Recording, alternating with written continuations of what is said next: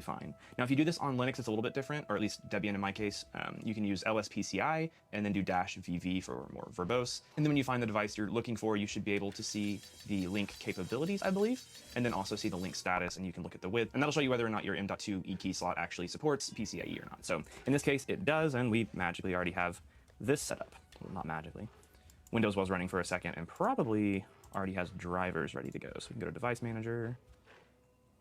And if we go to Network Adapters, we can see our Realtek PCIe 2.5 gigabit family controller. So I'm going to get this set up really quick, make sure it's on the right static IP and stuff for how I have my 2.5 gigabit network set up. And we'll test this out and see how fast it actually goes.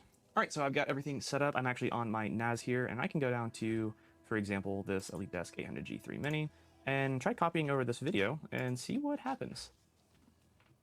And there we go. We're not quite getting the full 2.5 gigabit, but that's probably just a read speed limitation from the NAS. If I had to guess, let's try doing a bigger file. I don't think that's going to help at all, but we can try. Yeah, so if we try copying this, we're getting close to that 300 megabit per second, but we're definitely getting 2.5 gigabit per second.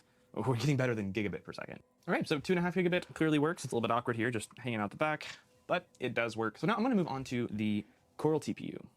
Several days later. Okay, so I'm back. It's been a few days actually because I messed up my grub bootloader by running Windows and then switching back to Linux. So I got that fixed thanks to Chris Titus Tech. Appreciate it. But yeah, we have Debian back up and running, and all the setup for Frigate was done off camera just because it was going to take a lot of figuring out. I'll probably have some of that on here. But basically, I set up Portainer so that I'd have an easy way of running Docker Compose because I'm not as familiar with actual Docker Compose, but I set up Portainer and then set up a Docker Compose or a stack in Portainer for Frigate following their guide. And then once I had that running, I set up my cameras to work with this. And yeah, it seems like everything showed up. If I actually go into, oh, I can't really go into it from here. Yeah, I can go to Frigate and go to my entry here. And this hasn't been running, so there's not a whole lot, but down here in snapshots, we can actually see it detected me walking up to my front door. I'm actually kind of curious. We'll see if the audio works. I have a feeling the audio is not working, but hello, I'm the person. Did it work? Let's find out. All right, let's see if that worked. Hey, looky here.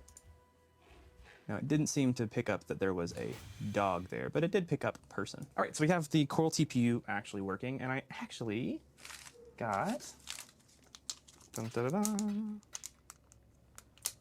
Oh my goodness. You try opening a bag on camera, all right? There we go. I actually got the SATA adapter here, so I'll put it up where you can see.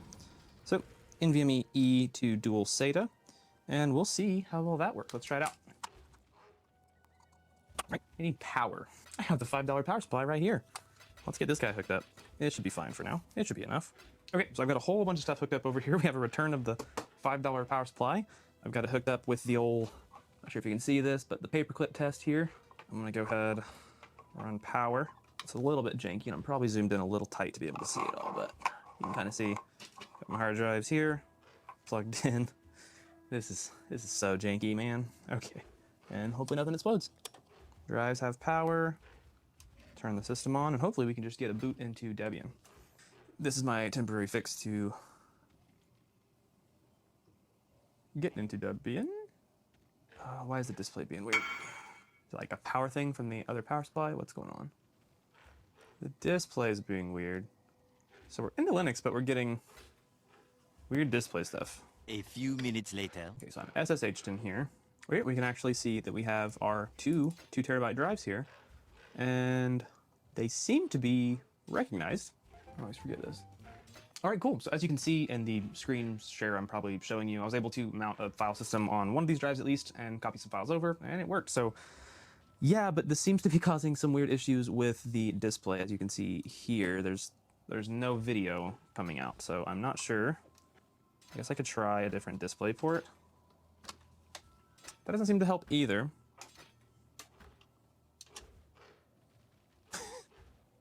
You're kidding.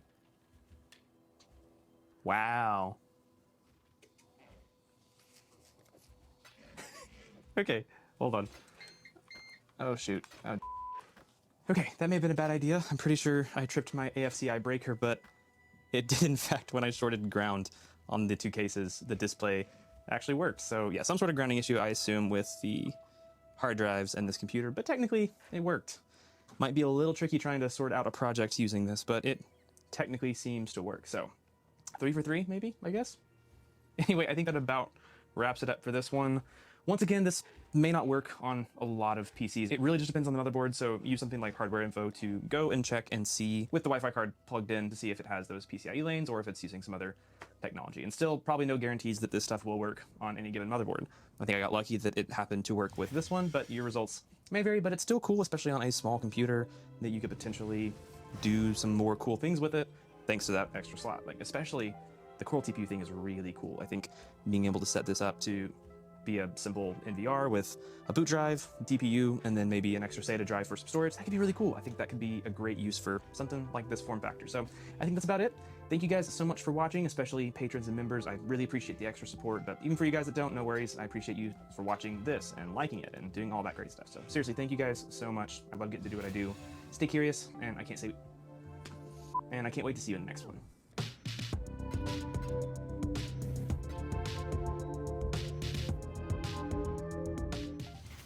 On April 20th, 2011, a mysterious force took down Sony PlayStation Network and Curiosity after months of a brutal fight between the conglomerate and its customers. Millions of subscribers worldwide lived with the threat of identity theft for almost a month while the culprits remained at large. And lurking in the background of it all was the network known as Anonymous, and one of the most prolific hackers of the modern age, a man called GeoHot. When the dust settled, over $171 million would be lost, and a slew of new regulations would forever change online commerce.